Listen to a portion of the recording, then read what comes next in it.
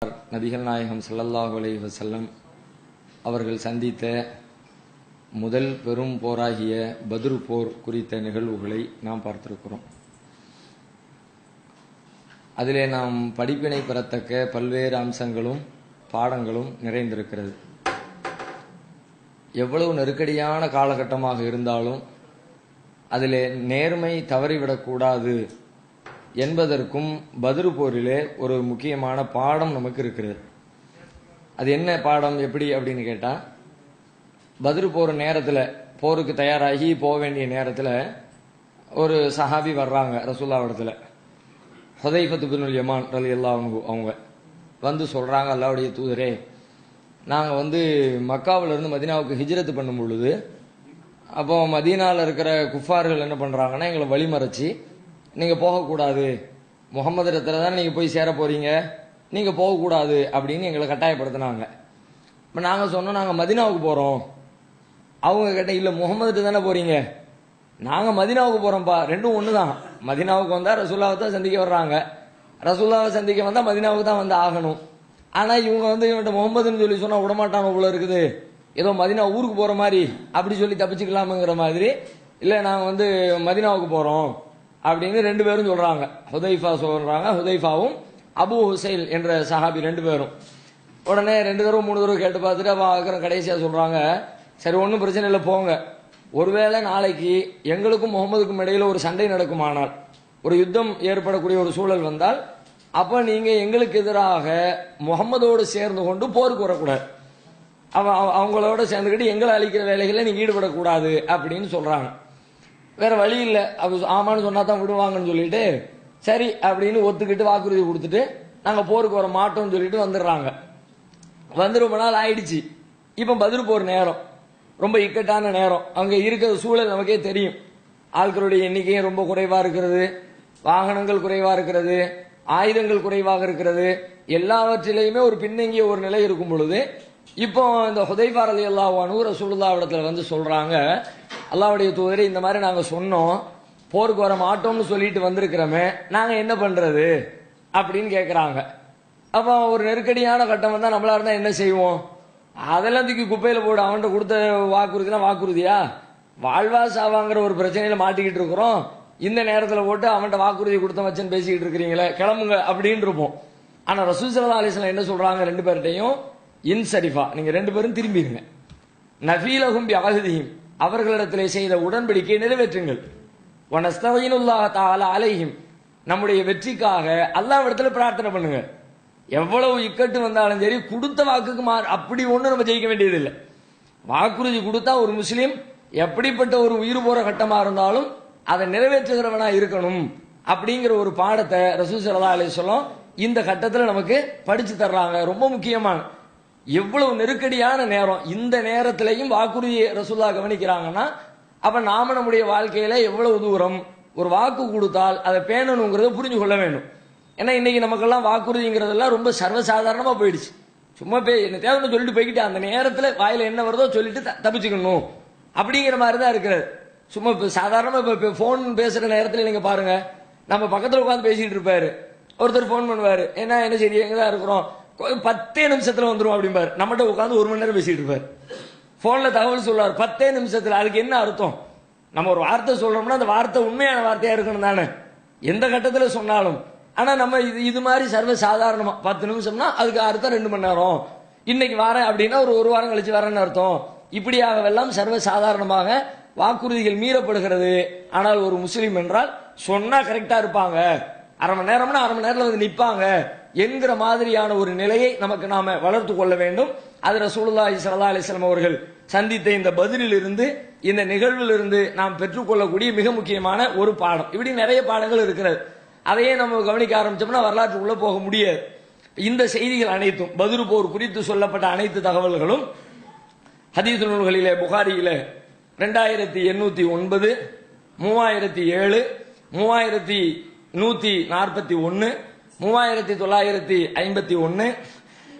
3976, 4020, 4048, 1787 புகாரியில.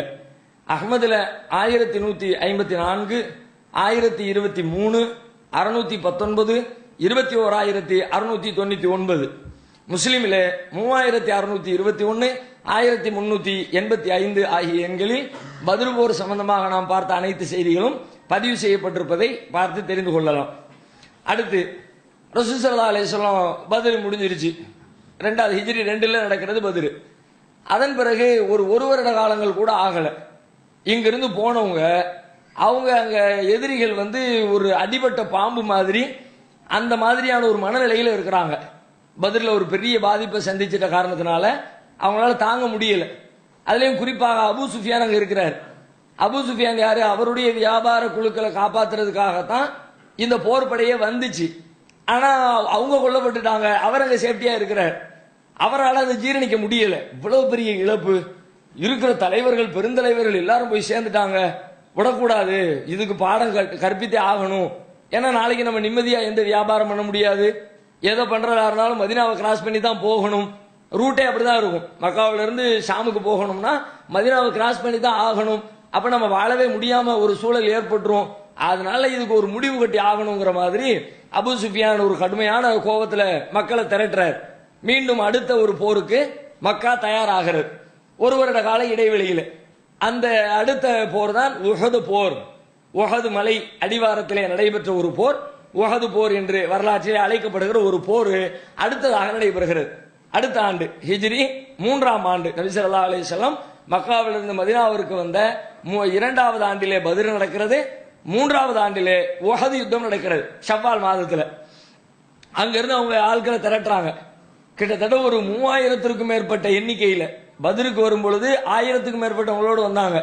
இப்ப 3000க்கும் மேற்பட்ட எண்ணிக்கையில ஒரு கடுமையான பலத்தை திரட்டி கொண்டு போருக்கான ஆயத்த வேலைகளில் ஈடுபட்டு கொண்டிருக்கிறார்கள். இந்த செய்தி ரசூல் ஸல்லல்லாஹு அலைஹி வஸல்லம் அவங்களுக்கு கிடைக்கிறது. எப்படி கிடைக்குது அப்படின்னா, ரசூலுல்லாஹ்வுடைய பெரிய தகப்பனார் அப்பாஸ் இருக்கிறாங்கல்ல, அவங்க தகவல் அனுப்புறாங்க. ஏன்னா அவர் தான் ஆல்ரெடி ரசூலுல்லாஹ் மதீனாவுக்கு வர்ற நேரத்தில் போய் நின்று பேச்சுவார்த்தைலாம் நடத்தினார். மதீனா வாசிகள் இடத்துல, என் அண்ணன் கூட்டிட்டு போறீங்க சகோதரருடைய மகனை, அவர் அங்க சேஃப்டியா வச்சிருப்பீங்களா இல்லையான்னு தெரியல, பாதுகாப்பா இருந்தா கூட்டிட்டு போங்க, பாதுகாப்பு இல்லைன்னா விட்டுட்டு போயிருங்க, நாங்களே வர நாங்க பாத்துக்கிறோம், அப்படி எல்லாம் பக்கபலமா நின்று பேசினார்ல. அதனால அவருக்கு கொஞ்சம் அந்த உறுத்தல் இருந்துகிட்டே இருக்கிறது. உடனே என்ன பண்றாரு, ஒரு கடிதத்தை எழுதி ஒரு ஆள்கிட்ட கொடுத்து விட்டு போய் நேரா கொண்டு முகமது கொண்டு கொடு அப்படின்னு அனுப்பி விட்டுறாரு. அப்பாஸுடைய கடிதம் ரசூலுல்லாஹ்வுக்கு வந்த உடனே அங்குள்ள ஏற்பாடுகள் எல்லாம் ரசூலுல்லாஹ்வுக்கு தெரிஞ்சு போச்சு. தெரிஞ்ச பிறகு உடனே ரசூல் ஸல்லல்லாஹு அலைஹி வஸல்லம் அவர்கள் ஆலோசனை கூட்டத்தை கூட்டுறாங்க. சஹாபாக்கள் எல்லாத்தையும் கூட்டி இந்த மாதிரி அவங்க ஏற்பாடு பண்ணி இருக்கிறாங்க, நம்ம எப்படி அதை எதிர்த்து தடுத்து நம்மளை காப்பாத்திக்கிறாரு அப்படின்னு ஒரு ஆலோசனை கூட்டத்தை நடத்துறாங்க. ஆலோசனையில ஒவ்வொருத்தரும் ஒவ்வொரு கருத்து சொல்றாங்க. அவங்க கண்டிப்பா புறப்பட்டு வர்றாங்க. இப்ப நாம நம்முடைய ஊருக்குள்ளே இருந்து கொண்டு, மதீனாவிற்குள்ளே இருந்து கொண்டு தற்காப்பு யுத்தம் நடத்துவோமா, அல்லது இங்கிருந்து வெளியில ஏறி போய் வெளியில அவங்க வர்ற வழியில நிப்பாட்டி அட்டாக் பண்ணி அப்படியே திரும்ப அனுப்பிடுவோமா அப்படின்னு ஆலோசனை நடக்கிறது. ரசூலுல்லாஹ்வுடைய கருத்து என்ன அப்படின்னு கேட்டா, மதீனாவுக்கு உள்ளே இருந்துக்குவோம், உள்ள உட்கார்ந்துகிட்டு அவன் வரும்போது அட்டாக் பண்ணி தற்காப்பு யுத்தம் நடத்தி நம்மளை காப்பாத்திக்குவோம் அப்படின்னு ரசூல் ஸல்லல்லாஹு அலைஹி வஸல்லம் ஆலோசனை சொல்றாங்க. ஆனா சஹாபாக்கள் பெரும்பாலானவர்களுக்கு அதுல உடன்பாடு இல்லை. ஊருக்குள்ள வரைக்கும் விட வேண்டாம், அவன் வழியிலே வழிமறிச்சு ஆளை திருப்பி அனுப்பிடுவோம் அப்படின்னு கருத்து சொல்றாங்க. ரசூலுல்லாஹ் அதை ஏத்துக்கிறாங்க. சரி, ஒரு ஆலோசனையில எந்த கருத்து வந்தாலும் எல்லாரும் என்ன சொல்றாங்களோ அதை தானே ஏத்துக்க முடியும். ரசூலுல்லாஹ் அதை ஏத்துக்கிறாங்க. ஏத்துக்கிட்டு ரசூல் ஸல்லல்லாஹு அலைஹி வஸல்லம் போய் போருக்கான தயாரிப்புகளோடு கவச உடை அணிந்து ரசூலுல்லாஹ் வீட்டுல இருந்து வெளியே வர்றாங்க. வந்தா அதுக்கு இடையில இங்க என்ன ஆயிடுச்சு, சஹாபாக்களுக்கு இடையில 2 கருத்து ஆயிடுச்சு. அல்லாஹ்வுடைய தூதர் ஒரு கருத்தை சொல்றாங்க, அதுக்கு மாற்றமா நீங்க வேற ஒரு கருத்தை சொல்லி கட்டாயப்படுத்திட்டீங்களே, இது நல்லாவா இருக்குது, ரசூலுல்லாஹ்வுக்கு விருப்பம் இல்லாத ஒன்று அவங்க மேல திணிச்சிருக்கீங்களே அப்படின்னு ஒருத்தர் இன்னொருத்தருக்கு சொல்ல வந்த உடனே திரும்ப சஹாபாக்கள் பெல்ட்டி அடிக்கிறாங்க.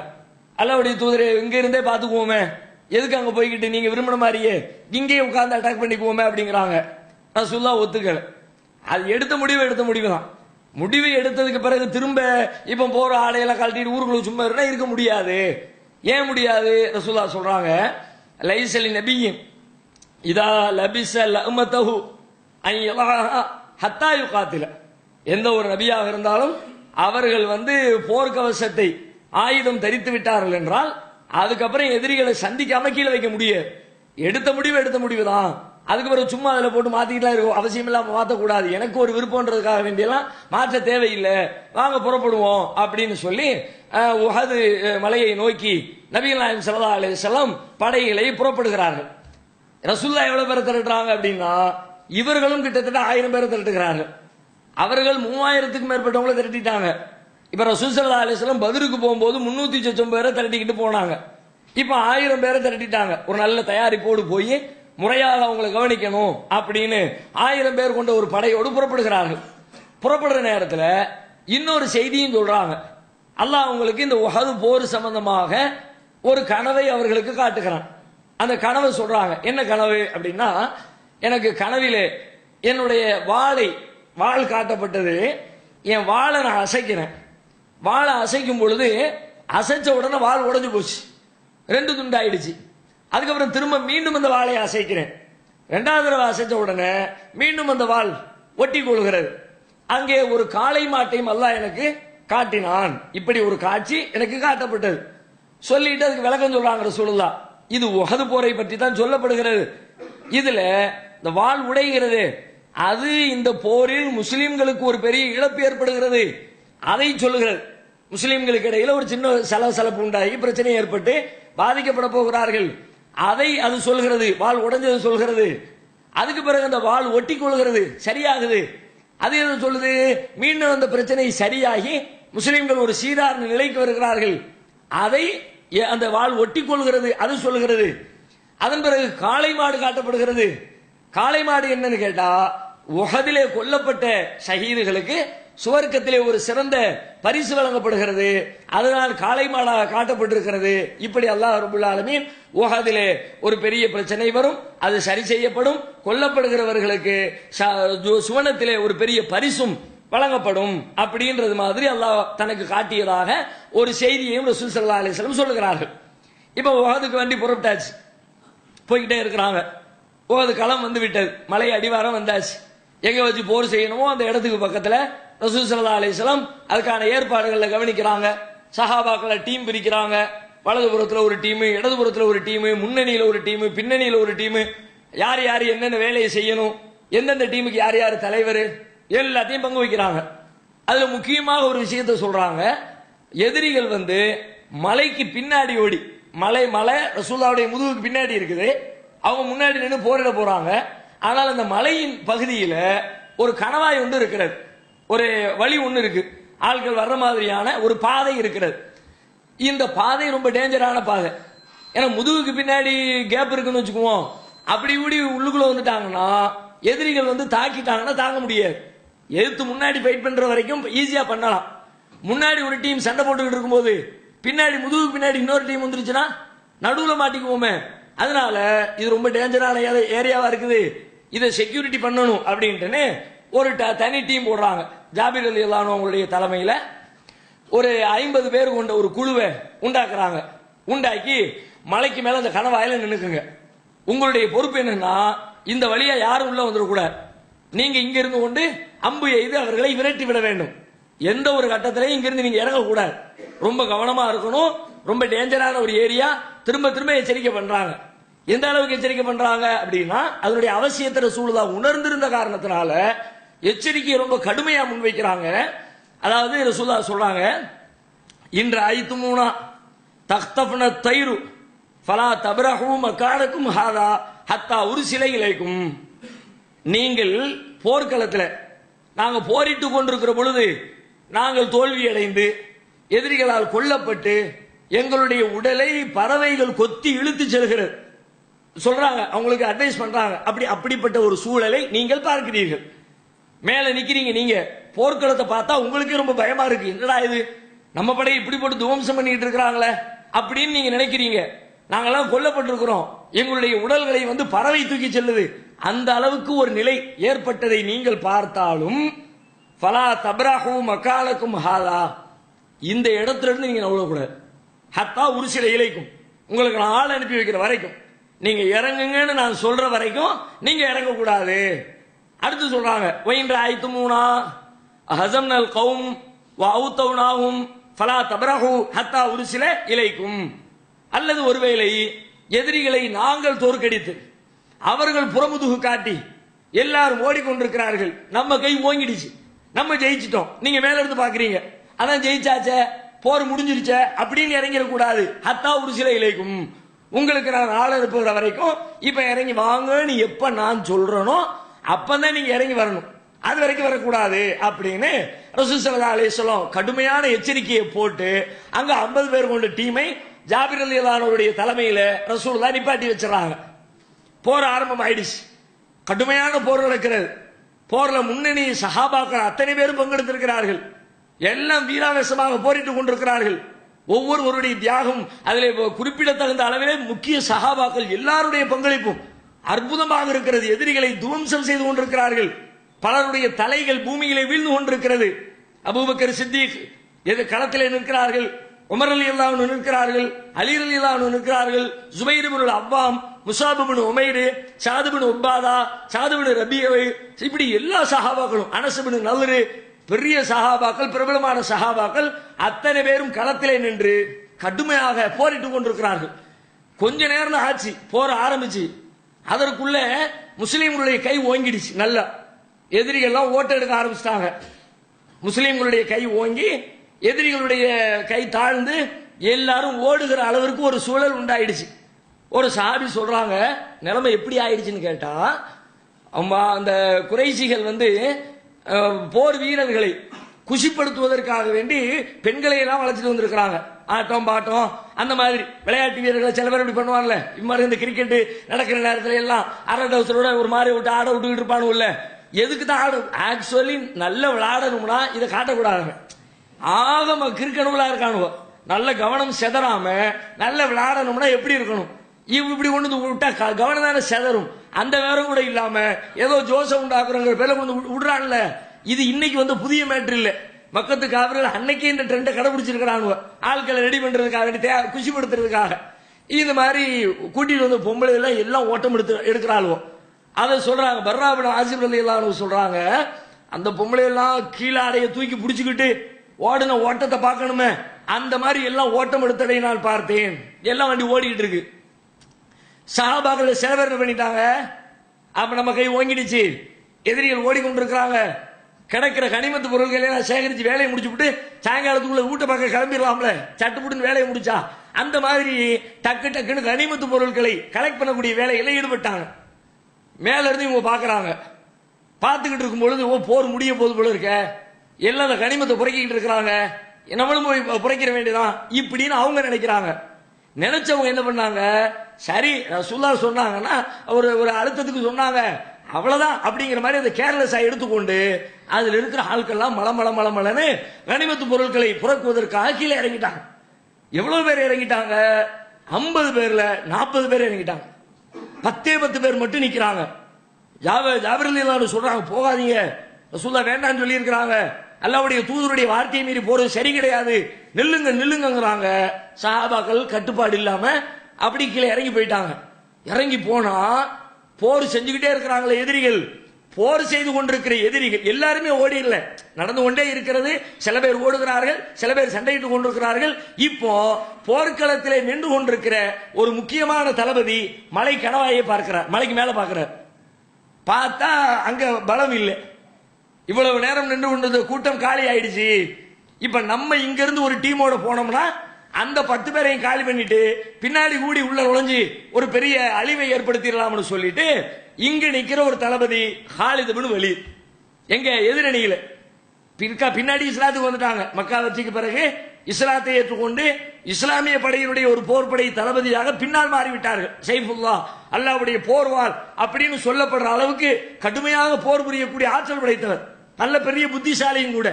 அவர் பார்க்கிறார், பார்த்த உடனே சரியான இடம், உள்ள நுழைஞ்சிட வேண்டியதான் அப்படின்னு ஒரு டீமை கூட்டிக்கிட்டு பின்னாடி ஊடி உள்ள நுழைஞ்சார்.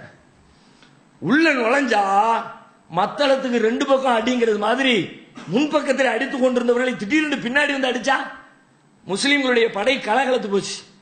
எல்லாம் ஆளாளுக்கு திசை தெரியாம ஓட ஆரம்பிச்சிட்டாங்க. என்ன செய்யறதுன்னு தெரியல. முன்பக்கத்தில் மட்டும் தாக்குதல் இருந்தால் போர் வியூகம் வகுக்க முடியும், பின்னாடி பின்வாங்கி அடிக்கலாம். இப்போ முன்னாடியும் போக முடியல, பின்னாடியும் போக முடியல, போர் வியூகம் வகுக்க முடியல. கடுமையான ஒரு சிக்கல்ல மாட்டிக்கொண்டார்கள். என்ன நடக்குன்னே தெரியல. கொஞ்ச நேரத்துக்கு அங்க என்ன சூழல், யார் யார் அடிக்கிறா அப்படிங்கிற விவரம் கூட தெரியாம அடினா அடி முஸ்லிம்களுடைய படைக்கு கடுமையான ஒரு பெரிய இழப்பு ஏற்படுகிறது. பல தலைவர்கள் கொல்லப்படுகிறார்கள், பல சஹாபாக்கள் கொல்லப்படுகிறார்கள். முஸாப் இப்னு உமைர் ரலியல்லாஹு அன்ஹு கொல்லப்படுகிறார்கள், ஹம்ஸா ரலியல்லாஹு அன்ஹு கொல்லப்படுகிறார்கள், அனஸ் இப்னு நதுர் ரலியல்லாஹு அன்ஹு கொல்லப்படுகிறார்கள். சஹாபாக்கள் பல பேர் மல மல மல மலவென ஷஹீதாக்கப்படுகிறார்கள். ஹம்ஸா ரலியல்லாஹு அன்ஹு போர், அவங்களாம் பயங்கரமான ஒரு வீரர், போரிட்டு கொண்டே வருகிறார்கள். வழியில ஒரு இடத்துல வஹஷி ஹம்ஸாவை அவர் தான் வீழ்த்துறார். இவரும் பின்னாடி இஸ்லாத்துக்கு வந்துட்டார்.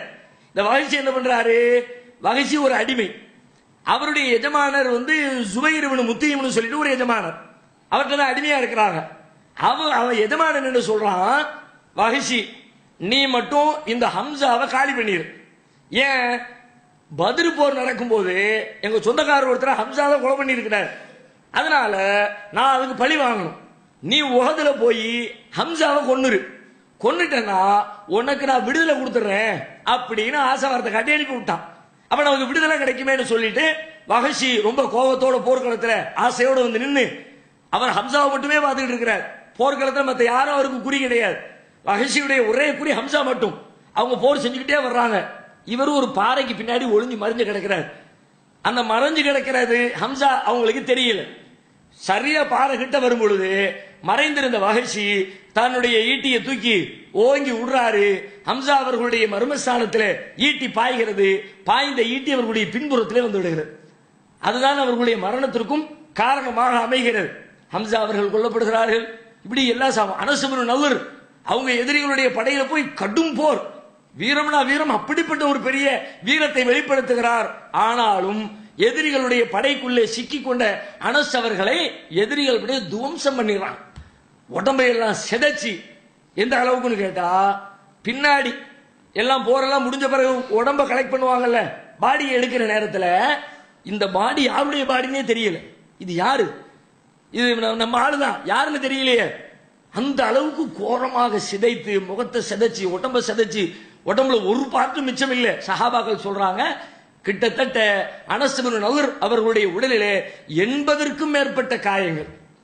80க்கு ஒரு உடம்புல 80க்கும் மேற்பட்ட இடத்துல தாக்குதல் நடத்தப்பட்டிருந்தா எப்படி இருந்திருக்கும், அடையாளமே தெரியல.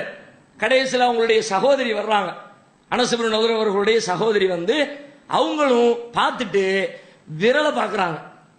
மற்ற உடம்புல எதுவுமே தெரியல. விரல்ல ஏதோ ஒரு மாற்றம் இருக்கும் போல இருக்கு. அவருடைய விரல் வித்தியாசமா இருக்குமா, அல்லது விரலை பார்த்து விரல்ல எதுவும் டேமேஜ் ஆகலையா என்னன்னு தெரியல. விரல் பார்த்துட்டு இது என்னுடைய சகோதரர் தான், இது அனஸ் இப்னு நதுர் தான் அப்படின்னு அவங்க சொன்னதுக்கு பிறகுதான் சஹாபாக்களுக்கே தெரியுது. அந்த அளவிற்கு அவர்களுக்கு ஒரு பெரிய பாதிப்பு உண்டாகி இருக்கிறது. இப்படி முஸ்லிம் தலைகள் சஹாபாக்களுடைய பலர் கொல்லப்பட்டு கொண்டிருக்கிறார்கள். நிலவரம் என்னன்னு புரியாத அளவுக்கு ஆளாளுக்கு திக்கு தெரியாம ஓடுறாங்க. ரசூலுல்லாஹ் பக்கத்துல ஆளே இல்லை. ரசூல் ஸல்லல்லாஹு அலைஹி வஸல்லம் ஒரு படை தளபதி. அப்ப அவங்க போர் செய்யும் பொழுது பக்கத்துல ஆட்களோடு இருக்கணும் தானே, ஒரு டீம் நிக்கணும் தானே, அப்ப தானே ஆர்டர் கமாண்ட் பண்ண முடியும். நீ அங்க போ, அவனை பாரு, இவனை பாரு, எல்லாம் சொல்லிக்கிட்டே இருக்கணும்ல. அப்படிதான் எப்போதும் இருப்பாங்க. ஆனா ஒரு பொருள் ஆளை காணும், எல்லா ஆளாளுக்கு எஸ்கேப் ஆயிட்டாங்க. ரசூலுல்லாஹ் பக்கத்துல அதிகபட்சமாக ஒரு 9 பேர் மட்டுமே மிச்சமாக நின்று கொண்டிருக்கிறார்கள். இப்படிப்பட்ட நேரத்தில் இன்னொரு அசம்பாவிதமும் நடக்கிறது. என்ன அசம்பாவிதம்னா, நம்ம ஆட்களையே நம்ம ஆட்களே அடிக்கிறாங்க தெரியாம. கூட்டத்தில் கலந்த உடனே யார் அடிக்கிறா யார் அடிக்கிறான்னு தெரியாம நமக்கு நாமே அடிக்கிற அளவுக்கு. அதுல ஒண்ணு என்னன்னு கேட்டா, ஹுதைஃபா ரலியல்லாஹு அன்ஹு அவர்களுடைய தந்தை யமான், ஹுதைஃபா ரலியல்லாஹு அன்ஹுடைய தந்தை யமான். இந்த யமானை நம்முடைய சஹாபாக்களே போய் தாக்குறாங்க. அவர் நம்ம டீம் அந்த இதுல என்னன்னு தெரியாம குழப்பத்துல அவர் மேல தாக்குதல் நடக்கிறது. தூரத்துல இருந்து ஹுதைஃபா ரலியல்லாஹு அன்ஹு பாக்குறாங்க. பார்த்துட்டு அவர் என்னுடைய தந்தையின் ஓடி வர்றாங்க. யாரு காலையும் விழல. அதுக்குள்ள அடிச்சு நம்ம மக்களாலேயே நம்முடைய சஹாபி நபி தோழர்கள் கொல்லப்படுகிறார்கள். அப்படிப்பட்ட ஒரு நிலைமை ஹுதைஃபாவுக்குலாம் தாங்கல. ஆனாலும் என்ன பண்றது, தெரியாம அடிச்சுட்டாங்க. தெரிஞ்சு ஒன்னும் அடிக்கல, எதிரியை தான் அடிக்கிற போல இருக்கு என்று நினைத்து கொண்டு அறியாமையினால் யமான் அவர்களை கொலை செய்து விடுகிறார்கள். ஹுதைஃபா அவர்கள் அல்லாஹ்விடத்தில் மன்னிப்பு கேட்கிறாங்க. யாரெல்லாம் அவங்க தெரியாம பண்ணிட்டாங்க, தன்னுடைய தந்தையை கொலை பண்ணியிருந்தா கூட அறியாமையில தானே பண்ணுனாங்க அப்படின்னு சொல்லிட்டு அல்லாஹ் அவங்களுடைய பாவத்தை மன்னிச்சிடலான்னு சொல்லிட்டு கொன்ன சஹாபாக்களுக்காக அவர்களுடைய மகனே பிரார்த்தனையும் செய்கிறார்கள். இந்த அளவுக்கு நிலைமை ரொம்ப மோசமாயிடுச்சு. அதை விட கொடுமை என்னன்னு கேட்டா, தளபதியாக இருக்கிற நபிகள் நாயகம் ஸல்லல்லாஹு அலைஹி வஸல்லம் அவர்களும் தாக்குதலுக்கு உள்ளாக்கப்படுகிறார்கள். கடுமையான தாக்குதல். ரசூலுல்லாஹ்வுடைய போர் கவசம் தலையில் வைத்து அடிக்கப்படுகிறது. போர் கவச உடைய தலையில் இரும்பு தலையை சேஃப்டி பண்றதுக்காண்டி போட்டிருப்பாங்கல்ல, அதுல அடி உழுது. அது முகத்துல கம்பி கம்பியா இருக்குது, அதுல அடி உழுது. ரசூலுல்லாஹ்வுடைய முகம் அப்படியே கிழிஞ்சி ரத்தம் வடியுது, பல்லு உடையுது. கீழ்த்தாடையினுடைய முன்வரிசையில் வலது பக்கத்தில் இருக்கிற பல் ஒன்று உடைஞ்சு உழுது. அப்படியே முகத்துல ரத்தம் கொட்டுது. என்ன நடக்குனே தெரியல கொஞ்ச நேரத்துக்கு. அலி ரலியல்லாஹு அன்ஹு, ஃபாத்திமா ரலியல்லாஹு அன்ஹா, ரசூலுல்லாஹ்வுடைய மகளும் மருமகனும். ரசூலுல்லாஹ்வுக்கு போற அந்த ரத்தம் அப்படியே குபு குபு குபுன்னு போய்கிட்டு இருக்குதா, உடனே ஆளை காப்பாத்தணுமே, ரொம்ப ரத்தம் போச்சுன்னா வீக் ஆயிருமே. அதனால அவங்க ரெண்டு பேரும் ரசூலுல்லாஹ்வுக்கு மருத்துவம் செய்யற வேலைகளை ஈடுபடுறாங்க. சண்டை நடந்துகிட்டே இருக்குது, கலவரங்களா மாறி போயிடுச்சு, என்ன நிலவரம் தெரியல. இதுக்கு இடையில மகளும் மருமகனும் சேர்ந்து கொண்டு நபிகளாருக்கு வைத்தியம் பார்க்கிறார்கள். அலி ரலியல்லாஹு அன்ஹு ஓடி போய் அவங்க வச்சிருந்த போர் கேடயம் இருக்கும்ல, எதிரிகள்கிட்ட இருந்து தாக்குதல் தடுக்கிறதுக்காண்டி வச்சிருக்கிற கேடயத்துல தண்ணி எடுத்துட்டு வந்து ஊத்துறாங்க, முகத்தை ஊத்துறாங்க, வாயை கழுவுறாங்க. ஆனா ரத்தம் நிக்க மாட்டேங்குது, ரத்தம் போய்கிட்டே இருக்கு. உடனே ஃபாத்திமா ரலியல்லாஹு அன்ஹா ஒரு பேரித்தமரத்தினுடைய பாய் ஒண்ணு கிடக்குது, காஞ்ச பாய். அந்த பாயை எடுத்து அதுல நெருப்பை பத்த வச்சு அதை கரிச்சு சாம்பலாக்கி அந்த சாம்பலை எடுத்து ரத்தம் வரக்கூடிய இடத்துல வச்சு ரத்தத்தை கட்டுப்படுத்துற வேலைகளை பார்க்கிறாங்க. இந்த மாதிரி ஆன உடனே சஹாபாக்கள் சில பேர் என்ன பண்ணிட்டாங்கன்னா, அவ்வளவுதான், இனிமே நின்னோம்னா தாக்கு பிடிக்க முடியாது, நம்மளை காப்பாத்திக்குவோம்னு சொல்லிட்டு புறமுதுகு காட்ட ஆரம்பிச்சிட்டாங்க. சஹாபாக்களுடைய வாழ்க்கையில முஸ்லிம் படையில அதற்கு முன்னரும் அதற்கு பின்னரும் இப்படிப்பட்ட ஒரு நிகழ்வு நடந்ததே கிடையாது. ஒரே ஒரு தடவை நடக்கிறது, அதையும் அல்லாஹ் சரி செய்து விடுகிறான். அறியாமையினால நடக்கிற நிகழ்வை பத்தி சரியா புரிஞ்சுக்க முடியாம இந்த மாதிரி ஓடுகிறார்கள். அந்த நேரத்தில் ரசூல் ஸல்லல்லாஹு அலைஹி வஸல்லம் அவர்களுடைய அந்த வேதனை தாங்க முடியாம ரசூலுல்லாஹ் என்ன பண்றாங்கன்னா, அந்த வழியில எந்திரிச்சு நின்னுகிட்டு எதிரி கூட்டத்தை பார்த்து சொல்றாங்க, கைஃப யுஃப்லிஹு கௌம் சுஜ்ஜு வஜ்ஹ நபியிஹிம், இந்த கூட்டத்தார் எப்படி வெற்றி பெறுவார்கள், தங்களுடைய நபியின் முகத்திலே ரத்த சாயம் பூசி இருக்கிறார்கள், இவங்க ஜெயிப்பாங்களா அப்படின்னு அந்த வேதனை வழியில ரசூலுல்லாஹ் சொல்றாங்க. சொன்னா இது நம்ம நிலையிலிருந்து பார்த்தால் இது ஒரு சாதாரண வார்த்தை தான். சாதாரணமா ஒருத்தர் அடிச்சு விட்டான்னு வச்சுக்கோங்க, ஏய் என் மேலே கை வச்சுட்டே நீ உன்னை என்ன பண்றான் பாடுறா, இதெல்லாம் சாதாரணமா பேசக்கூடிய ஒரு செய்தி தானே. இந்த மாதிரி நம்ம பேசலாம், நீங்க பேசலாம், நான் பேசலாம்.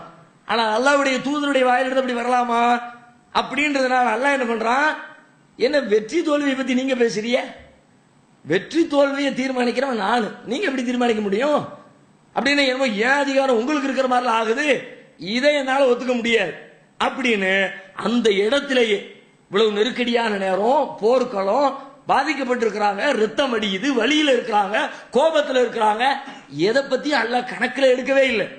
அவங்க செஞ்சது தப்பு, அதனால அதை கண்டிக்கணும். உடனே வசனம் இறக்கி வைக்கிறான். எப்படி வசனம், லைஸ லக மினல் அம்ரி ஷை, நபியே உமக்கு அதிகாரத்திலே எந்த பங்கும் கிடையாது. அவ் யதூப அலைஹிம் அவ் யுஅஸிபஹும் ஃபைன்னஹும் ஸாலிமூன், அவர்கள் அநியாயக்காரர்கள், அவர்களை அல்லாஹ் மன்னிக்கலாம் அல்லது அல்லாஹ் அவர்களை தண்டிக்கலாம், அது வேறு செய்தி. ஆனா நீங்க எப்படி சொல்லுவீங்க இவர்கள் வெற்றி பெற மாட்டார்கள் அப்படின்னு சொல்லக்கூடிய அதிகாரத்தை உங்களுக்கு கொடுத்தது யாரு, நீங்க செஞ்சது தப்பு, உங்களுக்கு அதிகாரம் கிடையாது அப்படின்னு அந்த நேரத்தில் அல்லாஹ் வசனம் இறக்கி வைக்கிறான். அவங்க ரசூலுல்லாஹ் ஏத்துக்கிறாங்க, வேற வழி இல்லை, நம்ம செஞ்சது தப்பு தான், அல்லாஹ் கண்டிச்சுட்டான், இனிமே நம்ம தப்பை செய்யக்கூடாது அப்படின்னு ரசூல் ஸல்லல்லாஹு அலைஹி வஸல்லம் மனதளவில் அந்த அல்லாஹ் விடுத்த அந்த கண்டனத்தை ஏற்றுக்கொள்கிறார்கள். இப்போ சஹாபாக்கள் ஓடிக்கிட்டு இருக்கிறாங்க. ஓடிக்கிட்டு இருக்கிற சஹாபாக்களுக்கு அவங்கள சரி பண்ணணும், திரும்ப எல்லாத்தையும் போர்க்களத்துக்கு அழைச்சிட்டு வரணும். அதுக்காக வேண்டி அடுத்த அல்லாஹ் வசனத்தை இறக்கி வைக்கிறான். என்ன வசனம், ஒமா முஹம்மதுன் இல்லா ரசூல் கது கலத்து மின் கபிலிர் ருசுல் அவையும் மாத்த அவ் குத்தில இன்கலபத்தும் அல்ல அழகாபிக்கும், இந்த முஹம்மத் இறைவனின் தூதரை தவிர வேறில்லை. ஒமா முஹம்மதுன் இல்லா ரசூல், முஹம்மத் தூதரை தவிர வேறில்லை. கது கலத்து மின் கபிலிர் ருசுல், அவருக்கு முன்னர் எத்தனையோ தூதர்கள் வந்து சென்று விட்டார்கள். அவையும் மாத்த அவ் குத்தில இன்கலபத்தும் அல்ல அழகாபிக்கும், இந்த முஹம்மது கொல்லப்பட்டாலோ அல்லது இறந்து விட்டாலோ நீங்கள் வந்த வழியை திரும்ப செல்வீர்களா? நீங்க யாருக்காக வேண்டி போருக்கு வந்தீங்க? நீங்க யாருக்காக வேண்டி இஸ்லாத்துக்கு வந்தீங்க? முகமது என்ற மனிதருக்காக வந்தீர்களா? அவர் கொண்டு வந்திருக்கிற அல்லாஹ்வுடைய மார்க்கத்திற்காக வந்தீர்களா? அல்லாஹ் கேள்வி எழுப்புறான். அல்லாஹ்வுக்கு தானே வந்தீங்க, மார்க்கத்துக்காக தானே வந்தீங்க. பிறகு முகமது இறந்துட்டாருன்னா மார்க்கம் இருக்குதே, அல்லாஹ் இருக்கிறானே, அதை பத்தி யோசிக்காம நீங்க எப்படி திரும்ப போகலாம்? நபிகள் இந்த இதுக்கு இடையில ஒரு பெரிய வதந்தி கிளம்பிடுது. என்ன வதந்தி? ரசூலுல்லாஹ் கொல்லப்பட்டுட்டாங்கன்னு வதந்தி வேற. ஒரு செய்தி பரவு, ரசூலுல்லாஹ் கொல்லப்பட்டு விட்டார்கள். அப்ப அதுவும் சேர்ந்துகிட்டு அவங்கள ஓட வைக்குது. அப்ப இந்த மாதிரி நேரத்தில் நீங்க எப்படி பின்னாடி போகலாம்? சொல்லிட்டு அல்லாஹ் கண்டிக்கிறான். உமையன் கலிபாலா அக்கிபை ஃபலன் யதுர்ரல்லாஹ ஷைஆ. யாரு திரும்பி போறாங்களோ அவங்க அல்லாஹ்வுக்கு எந்த கேடும் செய்ய முடியாது. நல்லா புரிஞ்சுக்கங்க. சொல்லிட்டு மேலும் சொல்றான், வகஅய்யிம் மின் நபியின் காத்தல மாஹு ரிப்பியூன கஸீர். எத்தனையோ நபிமார்களோடு சேர்ந்து எத்தனையோ படைகள் போரிட்டு இருக்கின்றன. ஃபமா வஹனு லிமா அஸாபஹும் ஃபீ சபீலில்லாஹ் வமா லஃபு வமஸ்ஸகானு வல்லாஹு யுஹிப்பு ஸாபிரீன். அவர்களுக்கு அந்த போர்க்களத்தில் அல்லாஹ்வுடைய பாதையில் போர் புரியும் போது ஏற்பட்ட அந்த சிரமங்களுக்காக, துன்பங்களுக்காக யாரும் தளர்ந்து விடவில்லை. ஒமா லஃபு பலகீனமாகி விடவில்லை. ஒமஸ்தகானு எதிரிகளிடத்திலே பணிந்து விடவில்லை. வல்லாஹு யுஹிப்பு ஸாபிரீன்.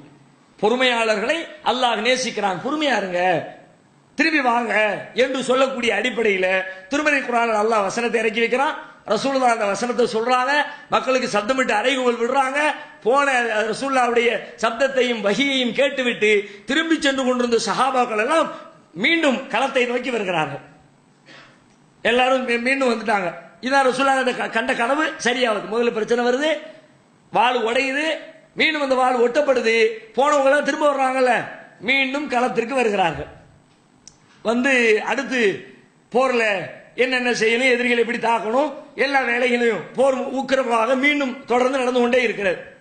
நடந்து கொண்டே இருக்கிற பொழுது போர்க்களத்திற்குள்ள இன்னும் சில நிகழ்வுகள் நடக்குது. என்ன நடக்குது அப்படின்னா, அபூ சுஃபியான் வர்றார். அபூ சுஃபியான் வந்து முஸ்லிம்களுடைய படை எப்படி இருக்குது, பலமா இருக்கா பலகீனமா இருக்கா, யார் யார் உயிரோடு இருக்கா, யாரெல்லாம் கொல்லப்பட்டிருக்கா அப்படிங்கிறத தெரிஞ்சுக்கிறதுக்காக வேண்டி அபூ சுஃபியான் வர்றார். வந்து தூரத்துல இருந்து சத்தம் கொடுக்கிறார், அஃபீக்கும் முஹம்மத், உங்கள முகமது இருக்கிறாரா அப்படின்னு அபூ சுஃபியான் கேட்கிறார். யாருமே பதில் சொல்லல. ரசூலுல்லாஹ் பதில் சொல்லாதேன்ட்டாங்க. கம்முன்னு இருங்க, அவர் பேசாம கேட்டு நிக்கட்டும் அப்படின்னு சொல்லிட்டு அமைதியா இருக்கிறாங்க. அஃபீக்கும் முஹம்மத், உங்கள முகமது இருக்கிறாரா? ஒரு பதிலையும் காணோம்.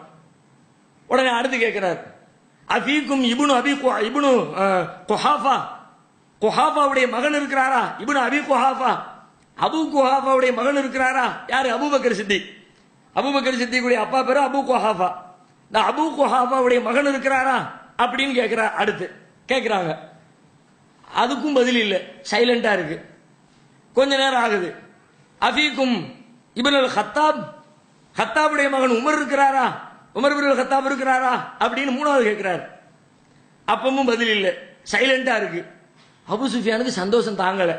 எல்லாம் முடிஞ்சிருச்சு போல இருக்கு, ஒரு வேளை ஒன்னும் பதில காணோம் அப்படின்னா பெரிய தலைகளை எல்லாம் சாச்சிட்டோம் அப்படின்ட்டு பார்த்தீர்களா, அனைவரும் கொல்லப்பட்டு விட்டார்கள், யாரும் உயிரோடு இல்லை, இருந்திருந்தால் பதில் சொல்லி இருப்பார்கள், எல்லா பெருந்தலைகளும் காலி அப்படின்னு சத்தம் போடுறாரு அபூ சுஃபியான்.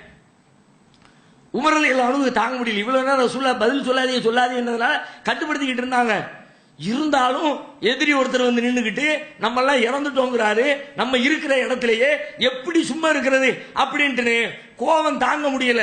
இவர் பதிலுக்கு கத்திட்டார் உமர், யா அதுவல்லாஹ், ஓ அல்லாஹ்வுடைய விரோதியே. கடுமையான வார்த்தை, பதிலடி கொடுக்கிற வார்த்தையே கடுமையா வருது. யா அதுவல்லாஹ் இன்னல்லதீன ஸக்கர்தஹும் கத் அஹ்யா. யாரையெல்லாம் பட்டியல் போட்டு எல்லாம் உயிரோடு இருக்கிறோம், எல்லாம் உசுரோடு உட்கார்ந்துட்டு இருக்கிறோம், யாரும் மௌத்தா போகல.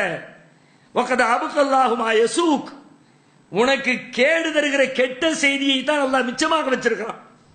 நீ விரும்புற மாதிரி சந்தோஷப்படுற செய்திலாம் இல்ல, உனக்கு கேடு வரக்கூடிய நீ விரும்பாத செய்தி தான் அல்லாஹ் மிச்சமாக்கி இருக்கிறான் அப்படின்னு உமர் ரலியல்லாஹு அன்ஹு கடும் கோபத்துல பதில் சொல்றாங்க. உடனே அடுத்து அபூ சுஃபியான் அங்கிருந்து, ஓலு ஹுபல், ஹுபலே நீ உயர்ந்து விட்டாய். ஹுபல்னா என்னன்னு கேட்டா அவங்க வணங்கக்கூடிய தெய்வங்கள்ல சிலைகள்ல ஒரு சிலைக்கு பேரு ஹுபல்.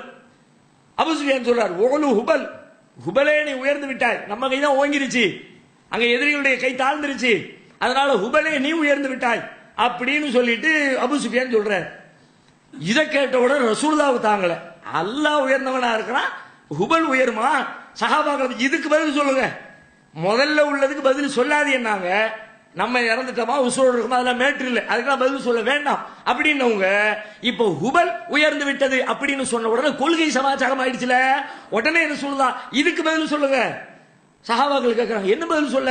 அல்லாஹு அலா வஜல், அல்லாவே உயர்ந்தவன், அல்லாவே கண்ணியம் நிறைந்தவன் அப்படின்னு பதில் சொல்லுங்க. சஹாபாக்கள் கவுண்டர் கொடுக்குறாங்க, அல்லாஹு அலா வஜல் அப்படின்னு. உடனே அடுத்து அபூ சுஃபியான் விடுற மாதிரி போர்க்களத்துல பாருங்க, போர்க்களத்துக்குள்ள என்ன எடுக்க பாருங்க, ஒரு பக்கம் சண்டை வெட்டு குத்து அப்படின்னா கூட அங்கேயும் கொள்கை பிரச்சனை ஓடுகிறது. அதையும் ரசூலுல்லாஹ் கவனிக்கிறாங்க. எவ்வளவு பிரச்சனை வந்தாலும் அல்லாஹ் ரசூல் கொள்கைனா கொள்கையில நிக்கணும், அதுக்குரிய நேரத்தை ஒதுக்கணும், அதையும் கவனிக்கணும். இப்ப ரசூலுல்லாஹ் அபூ சுஃபியான் அடுத்து சொல்றாரு, லனல் உஸ்ஸா வலா உஸ்ஸாலக்கும், எங்களுக்கு உஸ்ஸா இருக்கிறது உங்களுக்கு உஸ்ஸா இல்லையே. உஸ்ஸானா என்ன? அது ஒரு தெய்வம், அவங்க வணங்கக்கூடிய சிலைகள்ல ஒரு சிலை உஸ்ஸா என்ற தெய்வம். அவர் சொல்றார் லனல் உஸ்ஸா வலா உஸ்ஸாலக்கும், எங்களுக்கு உஸ்ஸா இருக்கிறது உங்களுக்கு உஸ்ஸா இல்லையே. இப்ப ரசூலுல்லாஹ் இதுக்கு பதில் சொல்லுங்கறாங்க. ரசூலுல்லாஹ்வே பதிலையும் சொல்லி கொடுக்கறாங்க, அல்லாஹ் மௌலானா வலா மௌலாலக்கும், அல்லாஹ் எங்களுக்கு எஜமானன் இருக்கிறான், உங்களுக்கு அல்லாஹ் என்ற எஜமானன் இல்லையே. அல்லாஹ் எங்களுக்கு உதவி செய்யறான், உங்களுக்கு உதவி செய்யறதுக்கு அல்லாஹ் இல்லையே அப்படிங்கிறாங்க. அடுத்து அபூ சுஃபியான் சொல்றார், யௌமுன் பி யௌமி பத்ர், இந்த நாள் பத்ருக்கு பழி தீர்க்கப்படுகிற நாள். பத்ர்ல எங்களை அடிச்சியல்ல, அதுக்கு பதிலடி கொடுக்க வந்திருக்கிறோம், பழிக்கு பழி. வல் ஹர்பு சிஜால், போர் என்பதே வாளி கிணற்றில் போடப்படுகிற வாளியை போன்றது. அப்படின்னு என்ன அர்த்தம்? மாறி மாறி தான் இருக்கும், நீங்களே ஜெயிச்சுக்கிட்டு இருப்பீங்கன்னு கனவு காணாதீங்க. போன தடவை நீங்க ஜெயிச்சியே, இப்ப வந்துட்டோமா, உங்களுக்கு தோல்வியை உண்டாக்கிட்டோமா, ஒல் ஹர்பு சிஜால் அப்படிங்கிறார். உடனே உமர் ரலியல்லாஹு அதுக்கு கவுண்டர் கொடுக்குறாங்க, சிஜால் தான் மாறி மாறி வரும் தான், அதுக்காண்டி ரெண்டும் சமம் கிடையாது, லா சவா, ரெண்டும் ஒண்ணு கிடையாது. ஏன் ஒண்ணு கிடையாது? கத்லானா ஃபில் ஜன்னா வ கத்லாக்கும் ஃபின்னார், எங்களிலே கொல்லப்பட்டவர்கள் சுவனத்தில் இருக்கிறார்கள், உங்களில் கொல்லப்பட்டவர்கள் நரகத்திலே இருக்கிறார்கள். ஒரு போர்க்களத்தில் எப்படிப்பட்ட ஒரு வீரியம் நிறைந்த விவாதம் நடக்கிறது பாருங்க. இந்த மாதிரி ஒரு விவாதமும் அங்கே போருக்குள்ளே உஹது போர்க்களத்திலே நடந்து கொண்டே இருக்கிறது. அப்படி நடந்து கிட்டத்தட்ட போருடைய முடிவுக்கு வருகிறது. முடிவு மீண்டும் போர்க்களத்துக்கு வந்த காரணத்தினால பெரிய இழப்புகள் இருந்தாலும் கூட, பல பேர் கொல்லப்பட்டாலும் கூட தோல்வி அடைந்த சூழல் ஏற்படவில்லை, இழப்பு நிறைய ஏற்பட்டிருக்கிறது. ஆனாலும் பேலன்ஸ் பண்ணி நின்று எதிரிகளை விரட்டி விட்டுட்டு தங்களை காத்துக் கொள்கிற ஒரு நிலை முஸ்லிம் படைகளுக்கு ஏற்பட்டிருக்கிறது. கடைசியில் போர் முடிகிறது. முடிஞ்ச உடனே கணக்கெடுத்து பார்த்தால் ஏறத்தாழ 70 சஹாபாக்கள் இந்த போரிலே கொல்லப்பட்டிருக்கிறார்கள். பத்ர் போர்க்களத்திலே 70 காபிர்கள் கொல்லப்பட்டார்கள், வெறும் 14 முஸ்லிம் படை வீரர்கள் கொல்லப்பட்டார்கள். உஹது போர்க்களத்திலே 70 நபி தோழர்கள் கொல்லப்பட்டிருக்கிறார்கள். கொல்லப்பட்டவருடைய நிலையும் ரொம்ப பரிதாபமா இருக்கிறது. முஸஅப் இப்னு உமைர் ரலியல்லாஹு அன்ஹு கொல்லப்பட்டிருக்கிறார்கள். அவர்களை கஃன் செய்வதற்காக வேண்டிய ஆடையை தேடுகிறார்கள். ஒரே ஒரு போர்வை மட்டும்தான் அவர்கிட்ட இருக்குது. போர்வையை கொண்டு கஃன் பண்ணினா தலையை மூடினால் கால் தெரிகிறது, காலை மூடினால் தலை தெரிகிறது. ரசூலுல்லாஹ் சொல்றாங்க, தலைக்கு துணியை வச்சு பொத்துங்க, காலுக்கு இந்த இலை தலைகளுக்கு போட்டு புல் அள்ளி போட்டு காலை கஃன் பண்ணுங்க அப்படிங்கிறாங்க. அது மாதிரி கஃன் செய்து அவர்களை அடக்கம் செய்யக்கூடிய வேலைகள்ல ரசூல் ஸல்லல்லாஹு அலைஹி வஸல்லம் ஈடுபடுகிறார்கள். யாரையும் குளிப்பாட்டல. ஜனாசா ஷஹீதுகள் அல்லாஹ்வுடைய போர்க்களத்திலே கொல்லப்பட்டு ரத்தம் சிந்தி அவர்கள் உயிரிழந்திருக்கிற காரணத்தினால யாரையும் குளிப்பாட்டாதீங்க, அப்படியே அவர்களை கஃன் செய்யுங்கள் அப்படின்னு குளிப்பாட்டாமலே கஃன் செய்கிறார்கள். கஃன் செய்வதற்கு போதிய ஆடை இல்லாத காரணத்தினால ஒரு கஃன் துணிக்குள்ள 2 பேரு 3 பேரு இப்படியாவெல்லாம் கஃன் பண்றாங்க. ஆடை பற்றாக்குறை வறுமையினால. அது மாதிரி ஒரு கபருக்குள்ள 2 சஹாபாக்கள் 3 சஹாபாக்கள் அப்படியாகவும் ரசூல் ஸல்லல்லாஹு அலைஹி வஸல்லம் அடக்கம் செய்கிறார்கள். அடக்கம் செய்து 70 பேர் தொழுகை கூட நடத்தல, ஜனாசாவுக்கு குளிப்பாட்டவும் செய்யல. இந்த உஹதுல கொல்லப்பட்ட ஷஹீதுகளுக்கு ரசூலுல்லாஹ் தொழுகையும் நடத்தல, அடக்கம் பண்ணிட்டாங்க. அதுக்கப்புறம் ரொம்ப காலத்துக்கு பிறகு மக்கா வெற்றி கொள்ளப்பட்டு மக்காவுக்குள்ள போயிட்டு வந்தாங்களே, வந்து அவர்கள் மரணிப்பதற்கு சில நாட்களுக்கு முன்னாடி மீண்டும் உஹதுக்கு சென்று அவர்களுக்காக வேண்டி தொழுகை நடத்தினார்கள். ஆரம்பத்தில் ரசூல் ஸல்லல்லாஹு அலைஹி வஸல்லம் உஹது சுஹதாக்களுக்காக வேண்டி தொழுகை நடத்தாமலே அடக்கம் செய்து விட்டார்கள். இப்படி ரசூல் ஸல்லல்லாஹு அலைஹி வஸல்லம் அவர்கள் அந்த போர்க்களத்தை சந்தித்து நிறைவு பெறுகிறது அந்த போர்க்களத்தினுடைய காட்சிகள். இதுல கூடுதலா இன்னும் சில பாடங்களை அல்லாஹ் நமக்கு சொல்றான். சில நம்ம வாழ்க்கையில் பயன்பட தகுந்த சில விஷயங்களே அல்லாஹ் சொல்றான்.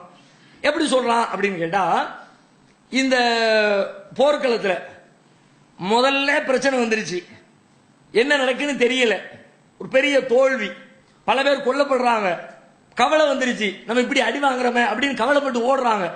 இப்ப இந்த கவலையை மறைப்பதற்கு, சரி பண்றதுக்கு அல்லாஹ் ஒரு வேலையை பார்க்கறான். என்ன வேலை அப்படின்னா, ஒரு கவலையை மறைக்கிறதுக்கு அதை விட பெரிய கவலையை கொண்டு கொடுக்குறான். பொய்யாக இல்லாத ஒரு கவலை. இன்னைக்கு மருத்துவ அடிப்படையில் மனநல மருத்துவர்கள் இருக்கிறாங்கல்ல, மனநல மருத்துவமனைகளில் கையாளப்படுகிற ஒரு வழிமுறை என்னன்னு கேட்டா, ஒருத்தர் ஒரு விஷயத்தை சிந்திச்சு அதில் ஏற்பட்ட பாதிப்புகளை நினைச்சு கவலைப்பட்டுக்கிட்டு இருக்கும் பொழுது அந்த கவலையை நீக்கிறதுக்கு என்ன செய்வாங்கன்னா, அதை விட அவர் பெரிதாக நினைக்கிற பொய்யான ஒரு விஷயத்தை அவர்களிடத்தில் சொல்வார்கள். உதாரணமா வியாபாரத்தில் பெரிய அடி, வியாபாரத்தில் அடி விழுந்துருச்சு, 2 லட்ச ரூபா காலியா போச்சே, 5 லட்ச ரூபா போயிடுச்சே, எப்படி நம்ம இந்த கடனை சரி பண்ண போறோம் அப்படின்னு நினைச்சுக்கிட்டு இருக்கிற நேரத்தில் அவர் ஆசையாக வளர்த்த பெற்றெடுத்த அவருடைய மகள் மரணம் அடைந்து விட்டான்னு செய்தியை சொல்லுவாங்க. மகள் மௌத்தா, என் புள்ள இறந்துட்டாளா அப்படின்னு நினைக்கும் போது இது பெருசா தெரியாது. காசு என்னடா காசு, ஆசையா வளர்த்த புள்ள போயிட்டால, இதை கவலைப்பட்டுக்கிட்டு இருப்பாரா? இப்ப அந்த கவலை மறைஞ்சிடும். மறைஞ்ச பிறகு கொஞ்ச நேரம் கழிச்சு இப்ப சொல்லுவாங்க, உன் மகன் மௌத்தா போகல, அவ உசுரோடு. அப்படியா, சந்தோஷம், அல்ஹம்துலில்லாஹ். ஆல்ரெடி அந்த கவலையும் போயிடும், ரெண்டாவது இந்த கவலையும் போயிடும், அது கிளியர் ஆயிடுவார். ஒரு கவலையை நீக்க அதை விட பெரிய கவலையை ஏற்படுத்தி சரி செய்வது என்பது இன்றைக்கு அறிவியல் பூர்வமாக பல விஷயங்கள்ல கண்டுபிடிச்சு நடைமுறைப்படுத்தப்படுகிற ஒரு செய்தி. இந்த செய்தியை அல்லாஹ் உஹது களத்தில் பயன்படுத்துறான். அல்லாஹ்வே சொல்லி காட்டுறான் பாருங்க. அவங்க ரொம்ப கவலையில உட்கார்ந்துட்டு இருக்கிறாங்களா, இப்படி எல்லாம் ஆயிடுச்சே, ஓட்டமெல்லாம் எடுக்கிறாங்கல்ல, அப்போ ரசூல் ஸல்லல்லாஹு அலைஹி வஸல்லம் கொல்லப்பட்டார்கள் செய்தி வருது பார்த்தீங்களா? இது அல்ல, இதை தான் அல்லாஹ் சொல்றான். ஃபஸாபக்கும் கம்மம் பிகம்மின் லிகைலா தஹஸனு அலா மா ஃபாத்தக்கும் வலா மா அஸாபக்கும் வல்லாஹு கபீரும் பிமா தஅமலூன். உங்களுக்கு கவலைக்கு மேல் பெருங்கவலையை அல்லாஹ் ஏற்படுத்தினான். ஏன் ஏற்படுத்தினா? லிகைலா தஹஸனு அலா மா ஃபாத்தக்கும். உங்களுக்கு கிடைக்காமல் போய்விட்ட அந்த வெற்றிக்காக கவலைப்படுகிறீர்கள், உங்களுக்கு ஏற்பட்ட துன்பத்திற்காக கவலைப்படுகிறீர்கள். அந்த கவலையை போக்குறதுக்காக அதை விட பெரிய கவலை, ரசூலுல்லாஹ்வே மூத்தா போயிட்டு அல்லாஹ் என்ன இப்படி ஆயிடுச்சு, இதை நினைச்ச உடனே உடலில் வாங்கிய காயங்களோ, இறந்து கிடக்கிற சில சஹாபாக்களை பற்றிய கவலைகளோ எல்லாம் மறந்து போய் அல்லாஹ்வுடைய தூதரே போயிட்டாங்களா அப்படின்னு நினைப்பு வருது. கொஞ்ச நேரத்துக்கு அப்புறம் தூதர் மூத்தா போகலன்னு உடனே உடம்புல தெம்பு வந்துரு.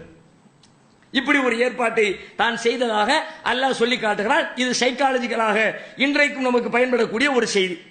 இது குர்ஆன்ல 3வது அத்தியாயம் 153 சொல்லப்படுகிறது.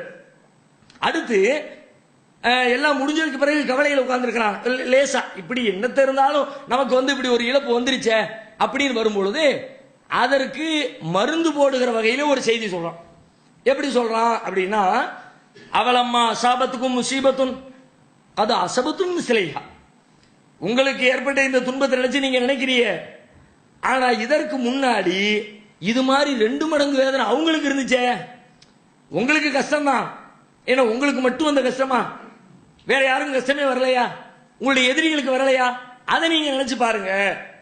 வாழ்க்கையில நமக்கு ஏதாவது ஒரு கஷ்டம் வந்துச்சுன்னு வச்சுக்குவோம், நமக்கு மட்டும் வந்ததாக நினைத்தால் ரொம்ப பெருசா தெரியும். நமக்கு மட்டுமா கஷ்டம், எல்லாத்துக்கும் தான் வருது அப்படின்னு நினைச்சா கஷ்டம் காணாம போயிடும். எந்த கஷ்டமா இருக்கட்டும், நம்ம தாங்கிக் கொள்ளக்கூடிய பெரிய பெரிய கஷ்டத்தை எல்லாம் நீங்க யோசிச்சு பாருங்க. எல்லாரையும் சூழ்ந்து கொள்ளக்கூடிய கஷ்டத்தை நம்ம பெருசாவே பேச மாட்டோம், அதை அப்படி அசால்ட்டா கடந்து போயிடும். ஒரு பெண்ணுக்கு பிரசவ நேரத்தில் கடுமையா வலி ஏற்படுகிறது, வேதனை ஏற்படுகிறது. பிரசவ வேதனை எவ்வளவு கடுமையா சொல்றாங்க, உயிர் போயிட்டு திரும்ப வர்ற மாதிரி அப்படியெல்லாம் பேசுறாங்கல்ல. அதுக்காண்டி எந்த பெண்ணாவது மூலையில் உட்காந்து ஐயோ நான் இவ்வளவு வலி வந்துருச்சே அப்படின்னு அழுகுறாளா? அவ்வளவுதான், 4 மாசம் ஆச்சுன்னா அடுத்த பிள்ளைக்கு ஏற்பாடு பண்ண ஆரம்பிச்சிடுறாங்க. எதனால அப்படின்னா, இந்த கஷ்டம் தனக்கு மட்டும் உள்ள கஷ்டம் இல்ல, உலகத்துல குழந்தை பெற்றிருக்கிற எல்லா பொம்பளைக்கும் இப்படித்தான் அப்படிங்கும் போது மனசு சமாதானம் ஆயிடும். நம்ம வீட்டில் கரண்ட் போயிடுச்சு, கரண்ட் போகணும், ஐயோ கரண்ட் போயிட்டு ஃபேன் இல்லையே, ஏசி இல்லையே, என்ன பண்றது, லைட் இல்லையே அப்படிமோ. திடீர்னு என்ன பையனை கூப்பிட்டு ஏத்தோட்டில் போய் கரண்ட் இருக்கா பார்த்துடுவான். அங்க போய் எம்மா கரண்ட் இல்லை, அப்பன் சரின்னுவான். அது வரைக்கும் எப்படி இருப்பான், பக்கத்து எல்லாத்துக்கும் இல்லையா, எனக்கு இல்லாட்டி பிரச்சனை இல்லை, எனக்கு மட்டும் இல்லாம போச்சுன்னா ஒத்துக்க மாட்டேன், என்ன ஆச்சுன்னு தெரியலையே. ஏன்னா எனக்கு சில பேர் புலம்பும் போது பாருங்க, எனக்கு மட்டும் ஏன்னா இப்படி சோதனை வருதோ தெரியலையே அப்படிமா. அப்படி நினைச்சா பெருசா கவலை இருக்கும். அல்லாஹ் அதை மறைக்கிறதுக்கு என்ன பண்றான்? உங்களுக்கு மட்டுமா கவலை? உங்களுக்கு மட்டுமா காயம்? அவர்களுக்கு இதைவிட பல காயம் வந்தது. அந்த மாதிரி நினைச்சு பார்க்கும் பொழுது நம்முடைய வாழ்க்கையில் நமக்கு ஏற்படக்கூடிய துன்பங்கள் துயரங்களிலிருந்து நாம் மீண்டு வர முடியும் என்ற பாடத்தையும் அல்லாஹ் ரப்பல் ஆலமீன் இந்த உஹது நிகழ்வுகளில் இருந்து நமக்கு சொல்லித் தருகிறான். இதுல இன்னும் பல பாடங்களும் படிப்பினைகளும் இருந்தாலும் நாம் தெரிந்து கொள்ள வேண்டிய முக்கியமான செய்திகள் இது. சொல்லப்பட்ட அனைத்து செய்திகளும் புகாரியிலே 3622, 3039, 4072, 3290, 2805, 4043, 4082 ஆகிய எண்களிலேயும், அஹ்மது ஹதீஸிலே 14260வது எண்ணிலேயும், முஸ்லிமிலே 3664வது எண்ணிலேயும் பதிவு செய்யப்பட்டிருக்கிறது. இவைகள் உஹது போர் சம்பந்தமாக நாம் பார்த்த அனைத்து செய்திகளுடைய தொகுப்பு. இன்னும் பல சம்பவங்கள் நபிகளாருடைய வாழ்க்கையை தொடர்ந்து வருகிறது. வரும் நாட்களில் இன்ஷா அல்லாஹ் நாம் பார்க்கலாம்.